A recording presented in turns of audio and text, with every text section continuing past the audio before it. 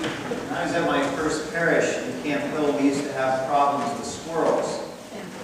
Somehow the squirrels got into the garage, and then from the garage they could get into the air system.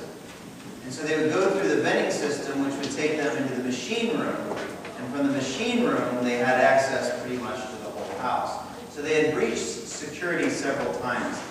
And so we had a few priests over one evening, and I said to an old Monsignor from Mount Carmel, "Did you ever have problems with squirrels in the churches in Mount Carmel?" Because there were a bunch of old churches there.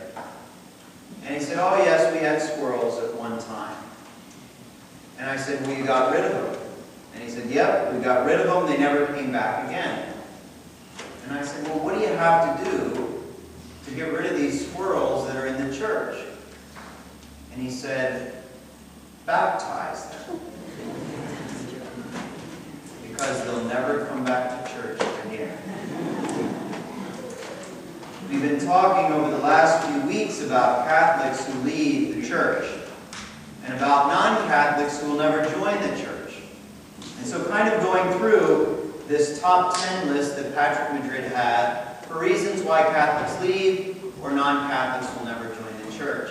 And when we look at those reasons, I think two of the main reasons people will find that they will leave or they will not come back to the church or non-Catholics will never join the church.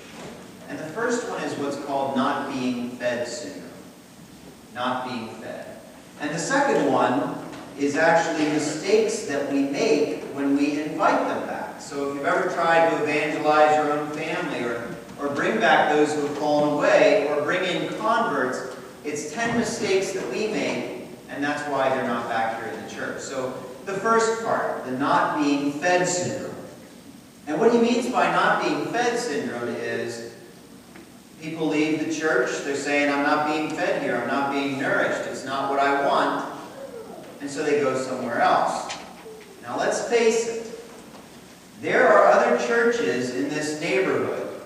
If you haven't seen them, then you're either like this man in the gospel who was born blind, or you're not looking around.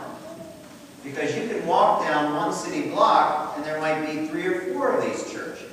Now many of them, they're storefront churches here today and gone tomorrow. But the point is, we could go to many other churches than the Catholic Church. We could.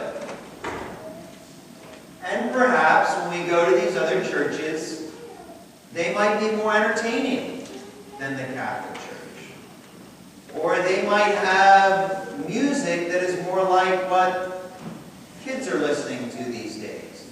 What's more cultural, what they would find on the radio. They might even show short film clips. They might even have a coffee shop in their vestibule or their narthex. That they might even say that they have Catholic sacraments. There are a few that will say that, even though they don't. There are some that will dress similar to the way that we dress. And they might have the ashes or the palms, a lot of the devotional things that we might have. They might look like us. They might preach like us. They might act as we do. But make no mistake, they are not us. We are different from that. And as much as they might sound like us, they might be more entertaining, they might have this and that, they are not the Catholic Church. And anything less than that is a cheap imitation. It's like the coach from the Wildcats said, they do not want to beat us, they want to be us. And so they will imitate what we have.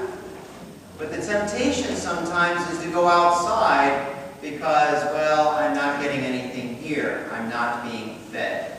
It's not up to my standards. So, if there is a person who wants to live however they choose, if there is a person who would like to receive all the sacraments without question, like I saw on a church sign downtown, baptisms every Sunday, no questions asked.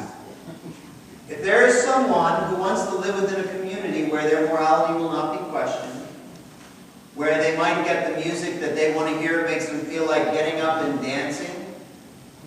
get a message that they want to hear that says, I'm okay and you're okay. If you know someone like that, or you are someone like that, then you will never be happy in the Catholic Church. You'll never find peace in the Catholic Church. Because we are not in this church for ourselves. We are here to worship one who is far greater than we. And so if we are saying, I'm not being entertained enough, or the preaching isn't good for me, or the music doesn't hit me the right way, or the scriptures, or the whole ritual is boring that's been going on for 2,000 years without stop, then we will never find peace here, because we are looking for something for me, for the ego. We are looking to feed that, and we will never find it. Because true worship is about sacrifice. And when we can say to ourselves, what did I sacrifice to be here for today? What am I sacrificing?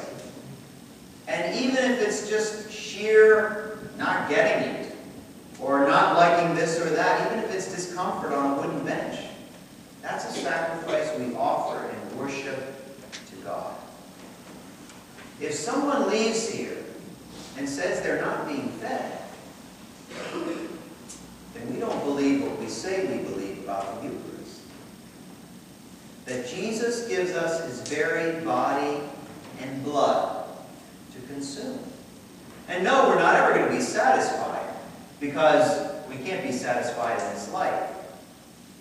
But he gives us his very body and blood. And if we believe that, then we can never leave dissatisfied. We can never leave hungry. I wonder if the Jews on pilgrimage to the temple every year said to each other, well, I hope it's entertaining this year because last year was terrible, or it was boring, or whatever. Or the Christians in the early centuries cowering in the crypts, hoping that they wouldn't get caught because their family might be slaughtered for attending a Mass. That they ever thought, well, this music is kind of depressing, or it doesn't lift me up, or... No, it was a sacrifice. Sacrifice.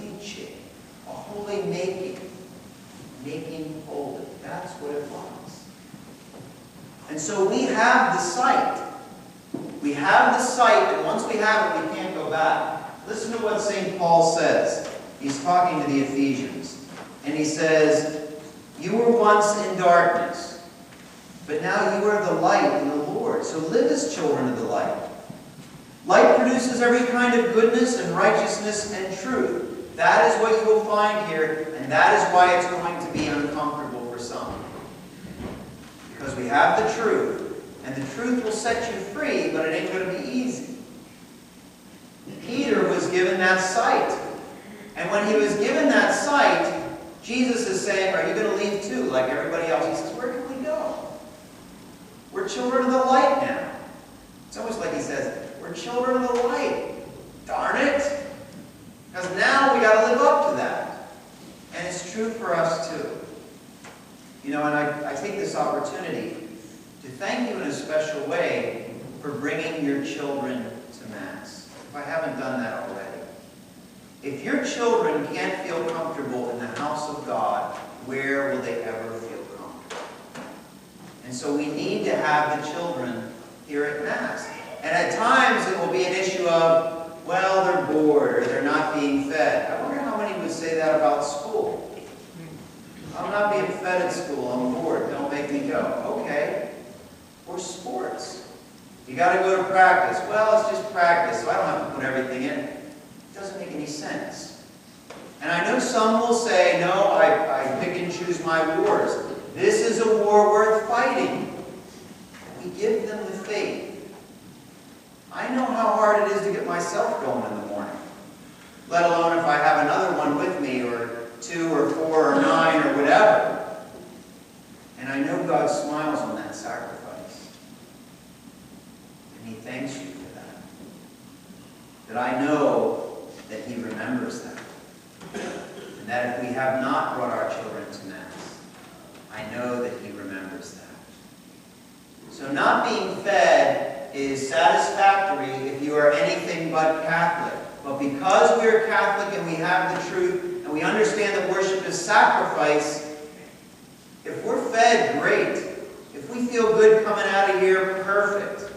If we didn't have to sacrifice too much, all right. But if we don't feel like we get something, that's true worship to God. That is what we have offered to God. So we're children of the light. We are. And the truth will never blind us. But we have to be careful. Because we can always apply blindfolds. And I think that's what happens sometimes. We can't go back to the dark, we know the truth, but we'll apply blindfolds and we'll go with the people who will support these blindfolds, and then we don't have to acknowledge